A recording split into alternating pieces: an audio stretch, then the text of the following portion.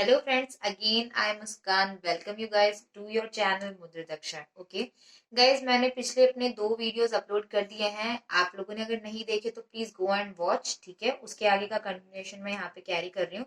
But guys मैंने एक चीज देखी कि व्यूज तो हैं, मतलब व्यूज तो ज्यादा हैं, पर लाइक नहीं कर रहा है कोई वीडियो को. आई डोंट नो व्हाई आप लोग लाइक नहीं कर रहे वीडियो को. सो प्लीज गाइज थोड़ा सा मेहनत करिए. मतलब लाइक करने में इतना कुछ नहीं जाता है यार, आप लोगों को भी पता है. ठीक है, लेकिन आपके लाइक से किसी को मोटिवेशन मिल सकती है. ठीक है, तो प्लीज लाइक करिए. ओके, तो आप लोगों को मैंने पिछले वीडियो में दो लेयर्स के बारे में पढ़ा दिया था, सेरोसा और मस्कुलरिस. अब हम सेरोसा और मस्कुलरिस के बाद थर्ड लेयर पे आते हैं, दैट इज अवर सब म्यूकोसल लेयर. ठीक है, द सब म्यूकोसल लेयर के बारे में पढ़ते हैं.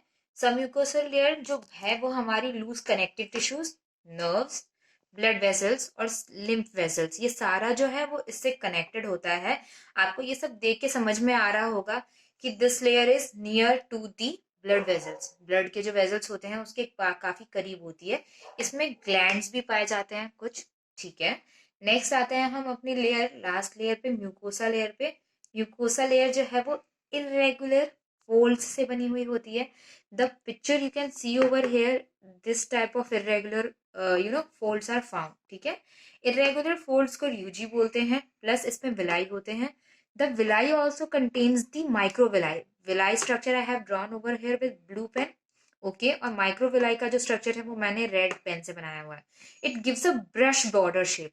मैंने थोड़े से ही एरिया में बनाया है पर ये पूरे में होता है. ठीक है, तो ये जो है इसको ब्रश एरिया प्रोवाइड करता है. आपको पता ही है कि विलाई का काम क्या होता है. The main function of the villi is to provide large surface area for the absorption of the food material. ठीक है, नेक्स्ट हम विलाई पे आते हैं. What is villi? विलाई अभी यहाँ पे क्या है, विलाई आप लोगों को सभी को पता है क्या होता है. ओके, थोड़ा बहुत तो पता ही होगा.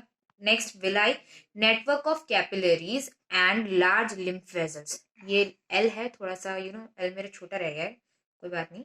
नेटवर्क ऑफ कैपिलरीज, विलाई से नेटवर्क ऑफ कैपिलरीज कनेक्टेड रहते हैं.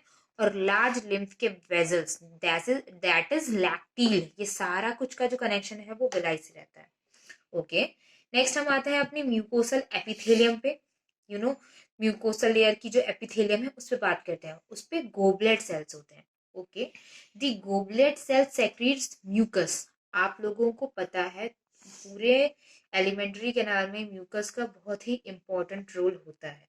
आपको पता है कि स्लिपरी एरिया पे चलने में और थोड़ा सा इरेगुलर सरफेस पे चलने में ज्यादा इजी रहता है स्लिपरी एरिया में चलने पे. वैसे हम लोगों के लिए स्लिपरी एरिया डेंजरस है, मुझे पता है.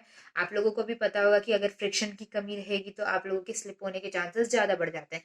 But in case of food throughout the alimentary canal, mucus is very important to provide lubrication to the food. Lubrication आप लोगों को पता है, सरकाता है वो खाने को. ओके, मीन्स खाना बहुत ही आसानी से खिसक करके माउथ से स्टमक में, स्टमक से इंटेस्टाइन्स में, सब जगह से घूम सकता है. ओके, तो म्यूकस का very important function is lubrication, ये आपको हमेशा याद रखना है.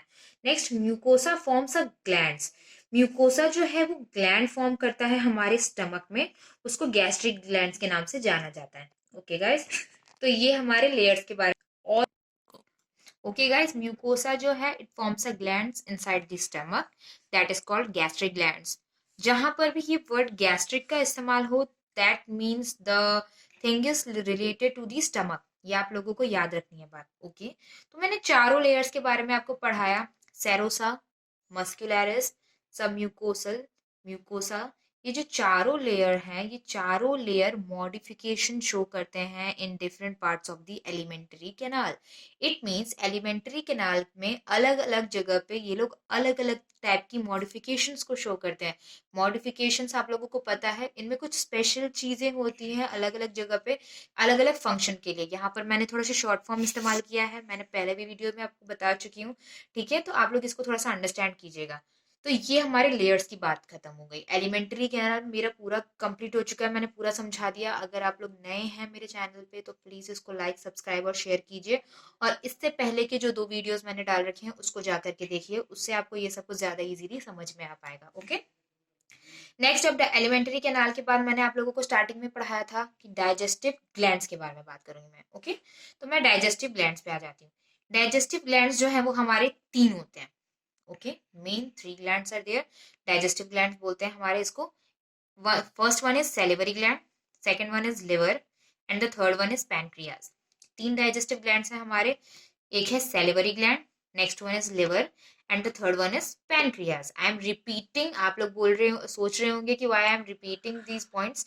आई एम रिपीटिंग ताकि आप लोगों के कानों में बार बार ये चीजें पढ़ें। आप लोग भी वीडियो को अगर बार बार देखेंगे, मतलब आपको पता है इंसान को ज्यादा जल्दी लर्न होता है अगर हम पिक्चर्स देखते हैं, अगर हम बातों को सुनते हैं, उनसे ज्यादा जल्दी लर्न होता है। इंसान 10-10 बार लिखता है ना, उससे ज्यादा जल्दी इस तरीके से लर्न होता है। तो आप लोग वीडियोस को बार बार भी रिप्ले कर करके देखेंगे तो भी आपको काफी फायदा होगा। ओके, तो सैलिवरी ग्लैंड, लिवर, पैनक्रियाज। तो मैंने सैलिवरी ग्लैंड को यहीं पे एक्सप्लेन कर दिया है। ठीक है, सैलिवरी ग्लैंड जो है वो 3 पेयर्स में पाया जाता है। Everywhere the salivary gland is found in pair, वो जोड़े में ही पाया जाता है और वो 3 जगह पे पाया जाता है। The first one is parotids. Parotids मतलब होता है चीक्स के पास। Okay, second one is submaxillary और मैंडिबुलर। ओके, ये मतलब है लोअर जॉ, जबड़े के नीचे हिस्से में। और ये next the third one is sublingual. Sublingual is below the jaw, जबड़े के नीचे। ठीक है, सैलिवरी ग्लैंड 3 पेयर में पाया जाता है, 3 जोड़े में पाया जाता है। सबसे पहला parotid, next is submaxillary, third one is sublingual. Okay, the red ones I have shown the positions, इसकी पोजीशंस बता दी है मैंने थोड़ा सा आप लोगों को इजी रहे करके। ठीक है, तो ये तो हो गई सैलिवरी ग्लैंड की बात। आप लोगों को समझ में आ गया होगा सैलिवरी ग्लैंड से क्या निकलता है, इसके बारे में भी हम बात करेंगे। जब हम डाइजेशन पढ़ेंगे तो पूरा कहाँ से क्या निकलता है, किस तरीके से डाइजेशन होता है, वो सारा बात करेंगे। अभी बस आप हल्का हल्का से समझिए, इससे आपको इजी रहेगा, आपको थोड़ा आइडिया लग जाएगा कि कौन सी चीज कहाँ पे कैसे रिलीज होती है। The next one is liver. Second gland पे आ जाते हैं, liver. Liver is the largest gland of our body. This is a GK question, that liver is the largest gland of our body and it weighs around 1.2 to 1.5 kg. उसका वजन 1.2 से लेकर के 1.5 kg तक होता है in adult humans. Okay? Liver का position कहाँ है? Found in abdominal cavity. Abdominal cavity में डायफ्रैगम के बिलो, मतलब डायफ्रैगम से नीचे पाया जाता है। लिवर के 2 लोब्स होते हैं। You guys can go to your NCERT books. जब आप मेरे वीडियो को देख रहे हो, पढ़ रहे हो, तो आप मोबाइल के साथ साथ और इवन अगर आप लैपटॉप पे देख रहे हैं तो लैपटॉप के साथ साथ अपने सामने एनसीईआरटी की बुक्स को ओपन रखिए, उसमें आप डायग्राम्स देख सकते हैं। ओके, तो उसमें 2 लोब्स होते हैं। हेपेटिक लोब्यूल, जो हेपेटिक लोब्यूल होता है वो स्ट्रक्चरल एंड फंक्शनल यूनिट होता है लिवर का। लिवर का स्ट्रक्चरल एंड फंक्शनल, जैसे सेल को कहते हैं ना structural and functional unit of life, just like that liver का स्ट्रक्चरल एंड फंक्शनल यूनिट कौन सा है? That is hepatic lobule. Okay, hepatic lobule में हेपेटिक सेल्स पाए जाते हैं। आप मेरे एरो को देखते जाइए और उसी के हिसाब से पढ़िए। हेपेटिक लोब्यूल, लिवर में हेपेटिक लोब्यूल में hepatic sales produces bile, bile passes through the hepatic duct and is stored in the gallbladder. Again I am repeating in Hindi. Hepatic liver में हेपेटिक लोब्यूल पाया जाता है, hepatic lobule में hepatic sales पाए जाते हैं। Hepatic sales जो हैं वो बाइल रिलीज करते हैं। बाइल हेपेटिक डक्ट से होते हुए गॉल ब्लैडर में जाकर के स्टोर हो जाता है। Okay, next, each lobule is covered by a thin connective tissue sheath, that is Glison's capsule. These words are very important.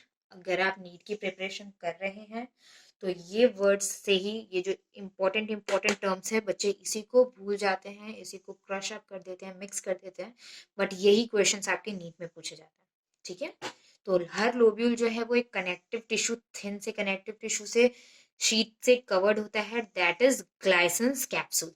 Okay, bile duct and pancreatic duct. Bile duct और pancreatic duct दोनों duodenum में जाते हैं, ये बात आपको पता है। This is called hepatopancreatic duct. इन दोनों डक्ट्स को मिलाकर के क्या बोलते हैं?